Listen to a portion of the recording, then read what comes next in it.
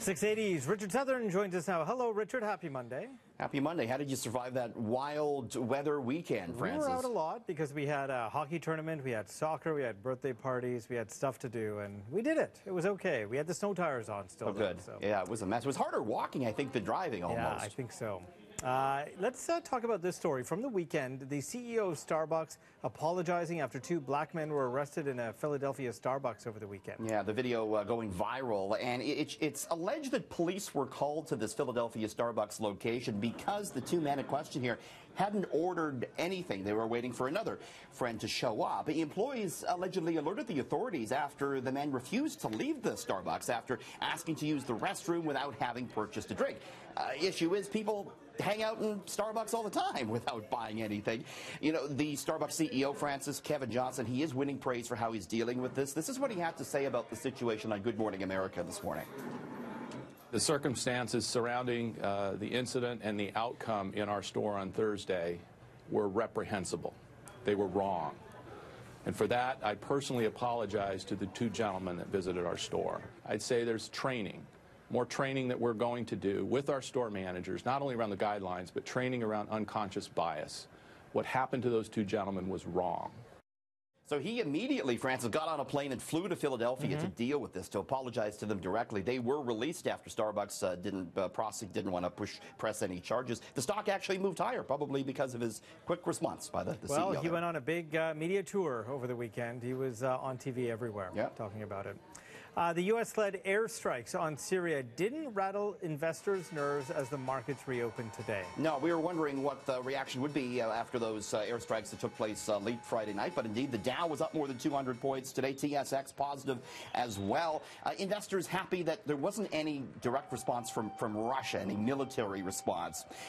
We did see gains for cannabis stocks on Bay Street for a second day. Afria, one of the big marijuana producers, in with better than expected earnings. And just within the hour, Netflix reporting better than expected earnings. That company adding 7.4 million new subscribers in the last 3 months. Still plans to spend $8 billion on original content this year. Forget 4G, 5G is the newest super fast wireless network, and it's being tested here in Toronto. Yeah, they're using Rogers Centre as a test hub for 5G. Rogers is. And this makes your LTE, Francis, look like child's play, so they say. It produces ultra-fast download speeds with very low latency. So it's said to cut the time between sending a request and the network response to a blink of the eye. So perfect for applications like driverless cars. We caught up with Rogers' Chief Technology Officer today. We're modernizing the network to be ready for 5G. So it's an investment in 5G already that will then simply require a software upgrade to enable 5G as and when the standards are finished. Francis, they say it'll be about 2020 before they roll this out on a bigger scale. Bell is also testing 5G out in Vancouver. Yeah, and Rogers is our parent company. Just want to make that clear for everyone. Costco is my grocery store, so because I have a big family, and you know, they're known for stocking a wide range of products in bulk, as we know. But you may be surprised by one very expensive item that's on the shelf. Yeah, next time you go in to get your toilet paper or what have you, you can pick up a $400,000 diamond ring. Yeah, why not? 6.5 carat diamond. There was a Sky News reporter over the weekend. She tweeted this. She found this ring in an Australian Costco in between bulk AA batteries and dustpans. A $400,000 ring. Costco spokesperson says all of its stores have at least one wow item in the jewelry department. Turns out that the company sells actually a lot of diamond rings. They have more than 300 listed on their website.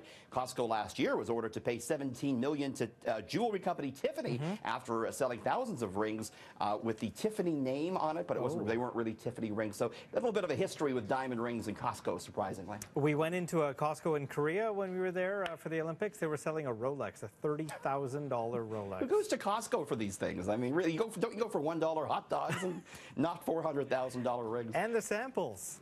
Don't forget the samples. But of course. So finally, coffee shops are struggling to keep a new trendy type of milk in stock. Yeah, this is it. It's oat milk, Francis. A Swedish company called Oatly makes this. They mix oats with water, add a proprietary enzyme to break down the starch. Baristas say they love oat milk for its light, hearty flavor. It's said to have a creamy texture that mimics real dairy and works well for latte art.